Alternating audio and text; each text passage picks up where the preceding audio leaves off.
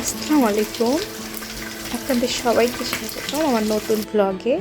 এটা আমার first blog. আশা করছি আপনাদের সকলের ভালো লাগবে। আমার এই ছোট্ট সংসারে যখন আমার বড় ননদ, তার হাজব্যান্ড ও তার ছেলে আসে, তাদের জন্য ছোট্ট কিছু আয়োজন। প্রথমে আমি করেছি তাদের জন্য গরুর মাংস ভুনা, টিকিয়া, বেগুন ভাজা, সালাদ এবং পোলাও। আর শীতের সময় যেহেতু, তাই পিঠাপুলি তো থাকবেই। এই জন্য ন্যাচারালি আমি রেখেছিলাম দুধ পুলি পিঠা আর ভাপা পিঠা।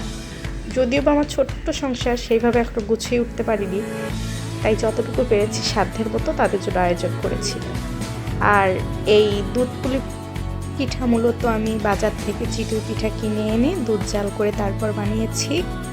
আর ভাপা পিঠাটা মূলত আমার কাছে নেটের জালি না থাকায় আমি এই নিনজা টেকনিক ব্যবহার করে রাইস কুকারে স্টিম করে ভাপা পিঠা তৈরি করেছি।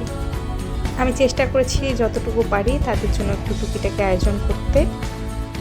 জানি তেমন কিছু না, তবে আমার নিজের হাতে তৈরি করা, তাই আমার কাছে এটাই হয়তো বা তাদের জন্য যতটুকু পেরেছি করেছি।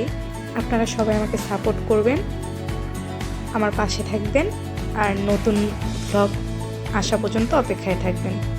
কমেন্ট করে বলবেন আমার পিঠাগুলো আপনাদের কেমন লেগেছে। আজকে এ পর্যন্তই। আসসালামু আলাইকুম।